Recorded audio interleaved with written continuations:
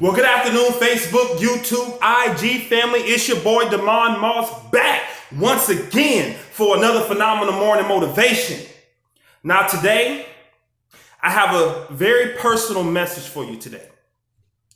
And I hope that my message will help some of you who are going through your own trials and tribulations, who have maybe been through things that you've never told anybody.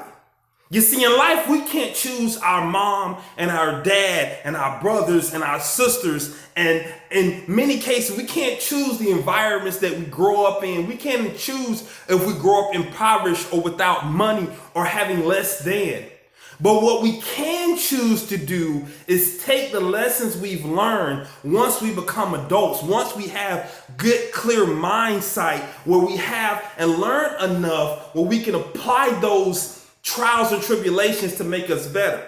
And I'm here to tell you it's not your fault, because so many people grow up in rough situations and mentally they have subconscious scars that lead them down a road of no return, a road of negativity, a road of disparity. And I'm here to tell you that today it's not your fault. It's not your fault if you've been through things that you can never tell someone. It's not your fault if you've been through these type of things that have left scars. Let me start by telling my own story. You see, I was raised in what most would call an impoverished environment. Some people will call it the hood. Now, if you ever talk to my mother, she would never, ever, ever really tell you how rough we grew up. Why? Because my mother's a proud woman. And she was an incredible woman. She still is an incredible woman. An incredible mother who did everything that was possible to give a better life to her kids. But being a single mom who was educating herself as she was raising her son. You see, I was born in 1984. My mother was 22 years old. And my mother, I don't know if any of you have been 22, but we don't know shit. We think we do, right? But we don't really know nothing. And my mom, as she was becoming her own woman, she was having a son. And because of unforeseen events, my father decided not to be there. She raised this boy by himself in an impoverished environment where there was violence, where there was gangs, where there was prostitution. You see, we live right off of a street right here in Daytona Beach called Ridgewood. And if any one of you are watching this video and you're from Daytona Beach, you know Ridgewood is a street where there's drugs, there's prostitution, there's things that a kid should not see.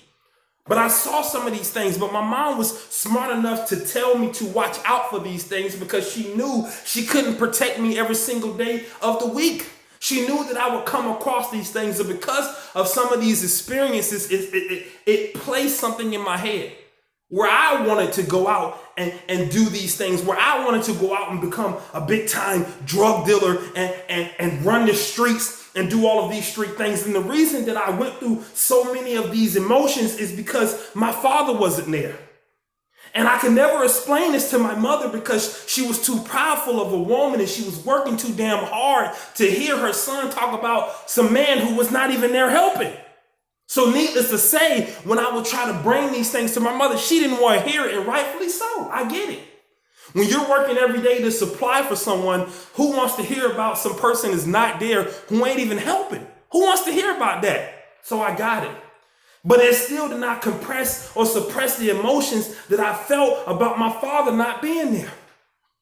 And because my father was not there, I put my mother through a lot of headache trying to prove that I was a man, trying to prove that I was man enough. So if you wanted me to go do something when it came to the street life, I was all about it. If someone said sell, that specific, I was all about it.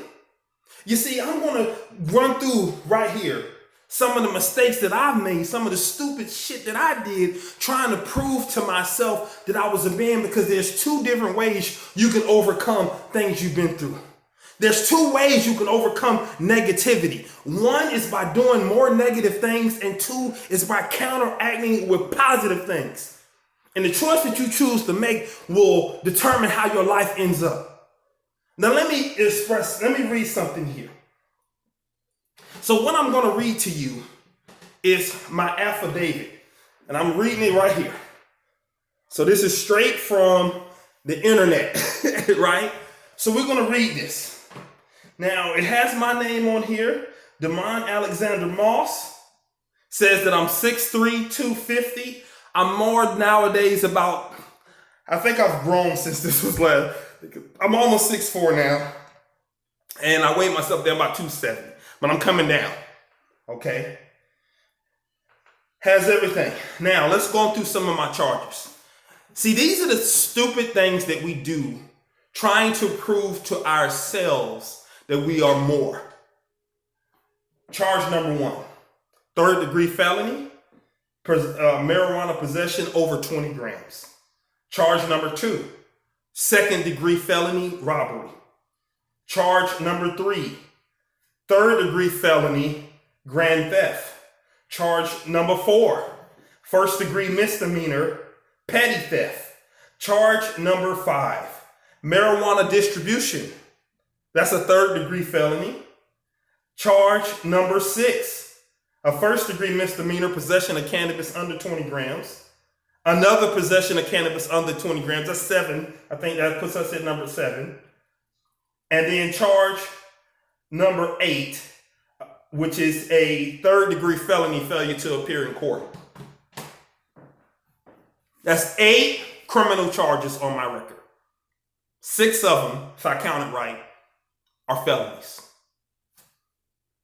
It took me forever to get back to the position of voting. It took me forever to prove to my mother that I wasn't a POS anymore. It took me forever to prove to myself that I wasn't a POS anymore. It took me going to jail and sitting by myself in a cell with a man sitting underneath me in a toilet that was 2 feet away from me and having to use the restroom in front of this male to wake me up.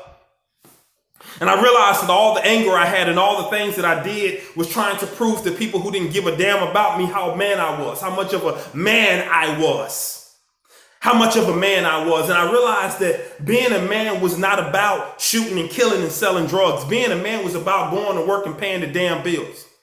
Being a man was about taking care of your son or daughter. Being a man was about being a good husband and wife. Being a man was about being a positive influence to others so you can go back to the very same environment in which you came from and show people who look just like you there's a better way than negativity.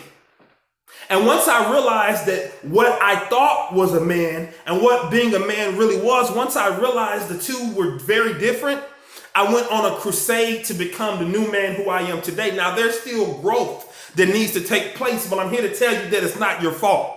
I'm here to tell you if your dad left out on you and he walked out on you, it's not your fault. I'm here to tell you that if your mom walked out on you and she left you, it's not your fault. I'm here to tell you that if you've been adopted and you're staying right now in a place where the people adopted you and they're beating you and lighting cigarettes on you, it's not your fault. I'm here to tell you if you were raped, it's not your fault. I'm here to tell you if you were molested, it's not your fault. I'm here to tell you if someone has done something to you that no one, you would never tell anyone, it's not your fault. And I'm here to tell you to let it go. I'm here to tell you to let it go, not for them, not for the people who did these horrific things to you. I'm here to tell you to let it go for you, so you can be a better you, so you can take your negative story, turn it into positive, and be an influence to someone, some person that may change the world. I remember Tupac once saying that he may not change the world, but if he can spark the mind that'll change the world, he's done the job. So hopefully someone today will watch this video. Someone today will watch this video. It will be shared, it will be liked, so it can bless someone who will realize it's not their fault and will turn their negative situation into a positive situation and be a better blessing for us all. Once again, it's your boy Demond, back for another phenomenal morning motivation. I'm sorry that this was a long one. Normally I like to keep those videos to 5 minutes, but I had a lot to express. I appreciate y'all for watching. Go ahead and click it, share it so someone else can be blessed. And you already know, we'll see you next time right here. Peace.